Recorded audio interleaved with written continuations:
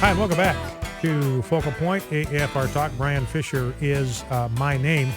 Just a couple other items. Let's grab clip number 6 if we can, Rob. This is Charles Krauthammer. And this goes back to something we talked about earlier in the program about how Obamacare actually disincentivizes work. Obamacare is fundamentally anti-American because it gives more subsidies. You get more of a reward the less productive you are. The less productive you are as a worker, the more of a reward you get from Barack Obama. So you are subsidizing unemployment. You are subsidizing underemployment. Now, you always get more of whatever you subsidize. So if you subsidize underemployment, if you subsidize low-wage jobs, what are you going to get? You are going to get more underemployment. You are going to get more people satisfied with low-wage jobs. If you subsidize part-time work, what are you going to get? You are going to get more part-time work. I cannot tell you how pernicious this is and how malicious this is and how corrosive this is to the American spirit and to the American soul, and how fundamentally unbiblical, anti-biblical, and anti-American these Obamacare subsidies are. It's perverse because it rewards the least productive members of the economy. Instead of rewarding those that are contributing the most, it rewards those who contribute the least, and it takes from those who contribute the most, and it transfers them to those who are the least productive members of a culture. It's extremely, it's perverse is what it is, and anti-American. Now here is Charles Krauthammer talking about this dynamic in Obamacare. I'm glad I'm back tonight because the statement that Carney made is going to be emblazoned on the tombstone of liberalism. He says opportunity, this is what he's heralding in this achievement, that the government is giving opportunity for people to decide if they want to work. This is the liberals' ideal of the opportunity society. Of course, in a free society, you can decide if you want to work. But what Obamacare does, and sort of the essence of liberalism, is that you can then choose not to work, and the people who do work end up subsidizing you. Those people have to send the money into the government, and it then shifted into the people who choose in this ideal new opportunity society not to work. And in fact, what Ollendorf said, the head of the CBO today, is obviously Obamacare with a disincentive is creating an incentive not to work. And Ryan is right. It's particularly in the one place where you want the incentive because it is the only way out of the ladder of people who are unsuccessful in society, is to work, to get the training and the habit and the dignity of work. And this does exactly the opposite. Now, you can argue it's an inevitable side effect of any kind of benefit of this sort, but that's not the argument the administration is making. The benefit, a wonderful thing that we're giving people the opportunity not to work and to live off the sweat and the work of other people. Is that the American way? That sounds odd to me. It's not the American way, and it's not the biblical way. Again, that's what Charles Krauthammer is exposing here, is that we are this is a wonderful thing to give people the opportunity not to work and to live off the sweat and the work of other people. And Krauthammer says, is that the American way? And the answer is no, absolutely not. It is not the American way. I got a tweet. By the way, my handle on Twitter, Brian J. Fisher, Brian with a Y, Fisher with a C, Brian J. Fisher. If you're on Twitter, I encourage you to sign up and follow me. You can find us at on Facebook at Focal Point, name of the program, Focal Point on Facebook. You can find us there. Also, don't forget, you can catch us streaming anywhere in the world at afr.net. We've got apps for the iPhone, for the iPad, for the Android, so you can catch us on the run, catch us on the go. We have podcasts. We upload the segments. As soon as they're recorded, you can catch them on our website at afr.net.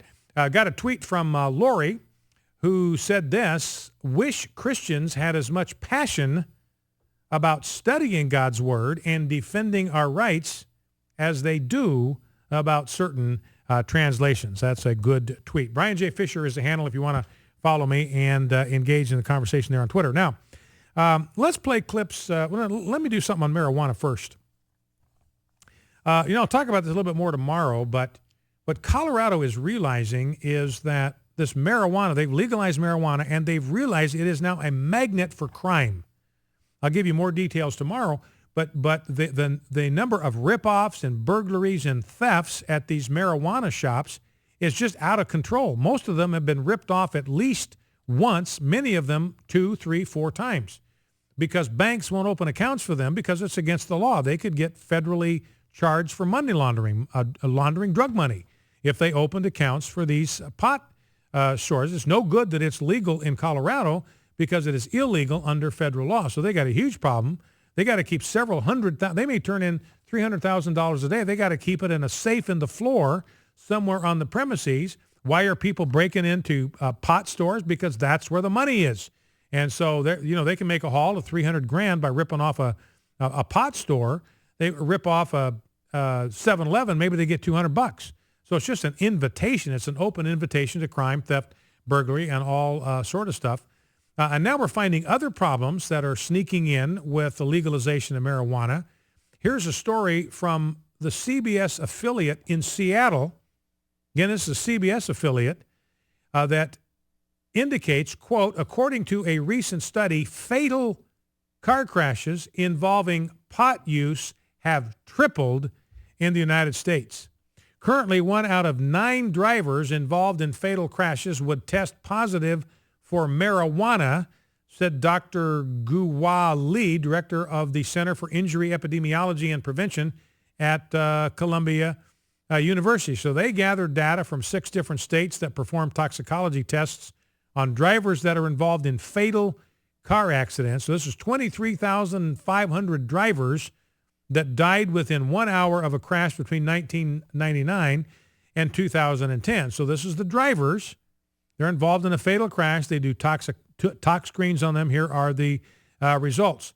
Alcohol contribute to about 40% of traffic fatalities, but drugs are playing an increasing role in fatal traffic accidents. Drugged driving accounted for more than 28% of traffic deaths in 2010, 16% more than it was in 1999. And marijuana was the main drug involved in the increase, implicated in 12% of fatal crashes back in 1999. It was implicit in only 4% of fatal crashes. So that's what Colorado is going to experience. That's what Washington is going to experience, an increasing number of fatalities, of car crashes that kill people because the driver was high on marijuana. And remember, we've talked about this before. Colorado had a really hard time even coming up with a figure for what it means to drive drunk legally. Now let's grab clips number 7 and 8. This has to do kind of with generally the war on drugs. You know that Philip Seymour Hoffman died of a heroin overdose. They've arrested 3 people who were supplying him. And it's interesting. CNN, they're all against the war on drugs unless it's one of their fellow liberals, and all of a sudden they are all about the war on drugs. Here's Ashley Banfield, liberal commentator, CNN, clip 7. Combing through what they call computers and other electronics found in that apartment, Professor Dershowitz, is this a case of felony murder, whereby in many states you commit a felony and someone dies, you are just as responsible for murder as you would be if you'd actually shot the person, or is this something else? No, you can make the case for felony murder. It would be an absurd application of an absurd law. The felony murder concept itself, which started in England and has been abolished in England, is an absurd misapplication of the law. Here you have a man who was addicted, who went out and got the drugs from somebody. That somebody didn't want him to die.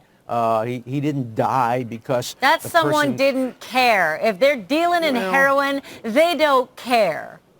No, I don't think that's right. I think when you have they're worse than drunk drivers. Come on, Professor Dershowitz. They are worse than drunk drivers if they're dealing heroin to addicts.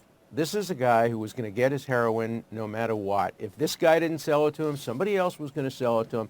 If he didn't get it in the country, he was going to get it out of the country. This raises the big issue of whether we should be decriminalizing all these drugs, making them into a medical issue. So here's Alan Dershowitz saying we've got to decriminalize all drugs. Ashley Banfield says, no, these people don't care. They don't care that the drugs they're dispensing are killing people. Clip 8, let's listen. You are smarter than I am, but I will never leave this without saying the guy who gave an addict the drug that killed him deserves to go away for life. What I about just the guy feel who like gave the addict the drug that it didn't doesn't kill make him? him any less guilty. But The why- poor but why user can't help it at Russian this point. roulette. You're playing Russian roulette. In this particular case, he died. In many cases, they don't. So you're going to pick and scapegoat and put this guy in jail With a sick for all man? the crimes Yes. that all the other addicts did.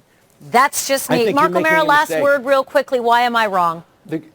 You're not. The government has done a number of different things to try and hold people responsible. The whole RICO action where we hold people responsible for the overall crime. I like the idea of saying to somebody, if you give a drug that causes a death, we're going to hold you responsible. Only because I think we have to go up the ladder so that at some point we get to the people and let them know dealing drugs can put you in prison for life. So that's interesting to me. No compassion from Alan Dershowitz about the loss of this guy's life. I mean, I feel for him. I feel for his family. Left behind a partner and 3 children. They're grieving. There are parents somewhere. There may be siblings. You know, he didn't get any ounce of compassion from Alan Dershowitz. You know, the CNN anchor is saying, look, these people just don't care. And it ticked her off that these heroin dealers did not care about what they were doing to a man that she considered to be diseased and sick, taking advantage and preying upon his weakness. By the way, one other thing, teenagers in Colorado, back to the marijuana thing, have figured out a way to secretly smoke marijuana in class. They've got a device called vapor pens. They can smoke Mary Jane right in class. The teacher doesn't even know. Well, that's it for today. Thank you for listening. Do not forget to bow low before God, stand tall before man, stand in the gap, and never forget, with God's help, we are fighting a winnable war. See you right back here tomorrow.